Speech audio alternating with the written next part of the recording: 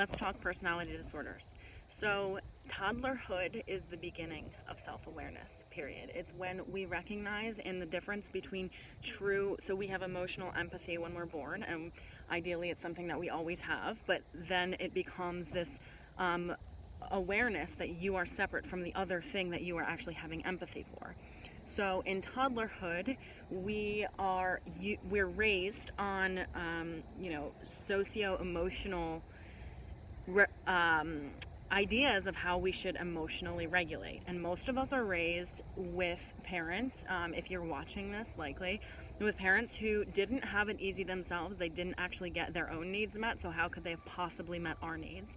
And the personality disorder, I want to say, though they, traditionally you're not supposed to diagnose somebody with a personality disorder until they're 18, until their personality is formed, that deficit, in my opinion, begins in toddlerhood, when we are forming our emotions of shame, when we're forming our emotions of doubt, and we're forming embarrassment. And we have parents that play on those things, who were taught to repress their own emotions, who were taught to fit into a family system by what they did rather than who they actually were in the family system. And if they didn't do what they were supposed to do, they were cast out.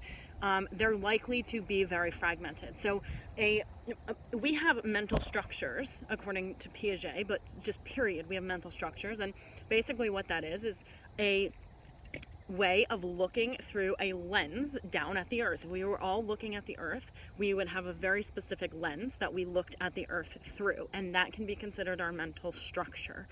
So if I put on my sunglasses, obviously I'm seeing a different tint of the world than somebody else who wears rose-colored sunglasses, or somebody else who isn't wearing sunglasses, okay?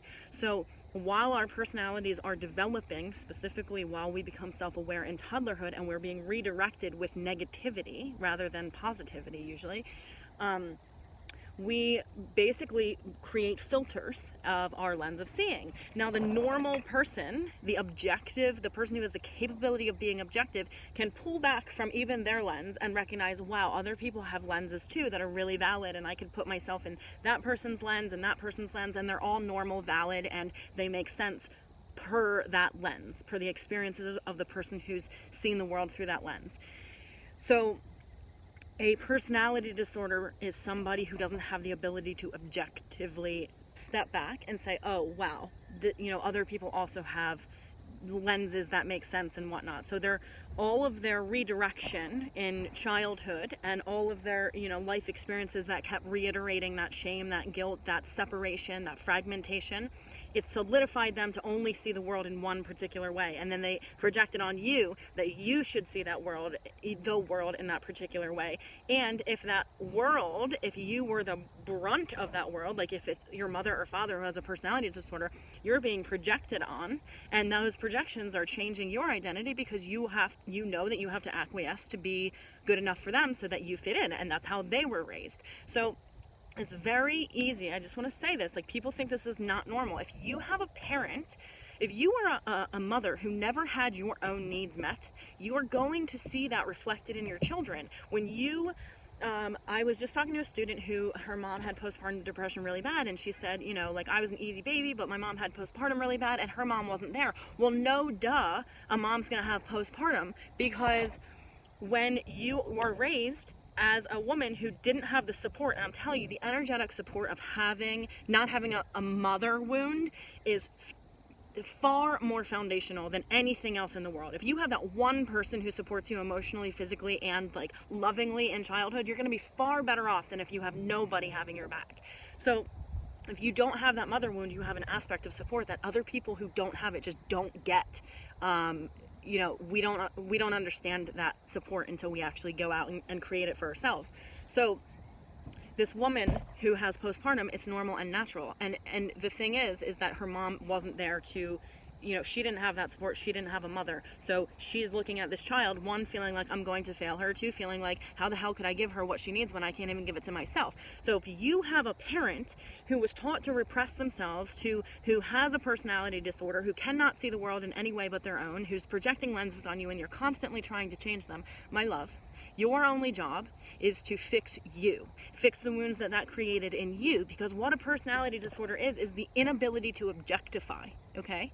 So you will not change their mind. Their mind can be changed, but it will not happen by you. So you have to decide all of those pieces that you changed about yourself under your fear of not being good enough for them, what your preferences are, what you actually like, instead of constantly acquiescing to who you should be for them. And that started in toddlerhood. It started before toddlerhood. Like, I believe that we empath with our parents long before, when we're in the womb even.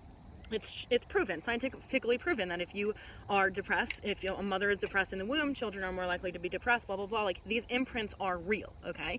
So a personality disorder is merely somebody who will not objectify, and your desire to help them see, although it's loving and beautiful, it's never going to be enough, okay? But that doesn't mean you aren't enough to be seen. So your only job is to recognize that they're not wrong or bad. Their personality disorder is simply a lens of living that they see through, and if they choose to objectify and to see your lens, God bless you. But if they don't choose you, that doesn't mean that your lens is wrong or bad. It doesn't mean that you're not worthy of being seen, okay?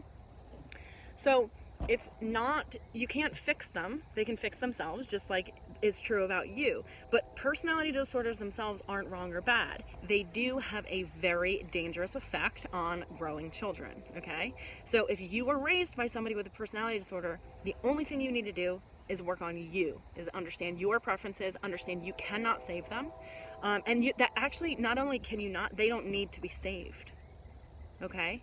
So I just want you to recognize that also, their personality disorder, a personality disorder, comes as a defense mechanism, okay? So it's a buildup of many, many walls of defense that is actually a protective mechanism for them. So it is a solution to what their original problem was. It's just that they don't know what their original problem was because they're so fixated on being the solution, which is the identity or the personality that has the disorder. They don't even probably remember that the disorder started from being either abused or feeling so isolated and they couldn't go talk to somebody, or from their own codependence where they couldn't save the parent that they wanted to save, so they feel guilty about it. Whatever those defenses are, whatever those walls are, they started as a solution to a deeper problem. No one's looking at the deeper problem when we consider personality disorders. Everybody's looking at the problem, which is their personality sucks, right? So recognize that in the person that you're going, okay, I feel defeated by because they had a personality disorder, that they didn't get their needs met, that their personality disorder stems from them knowing that they can't meet your needs, and that makes them feel even more shame and more guilt about that fact because nobody ever taught them how to meet their own needs, okay? So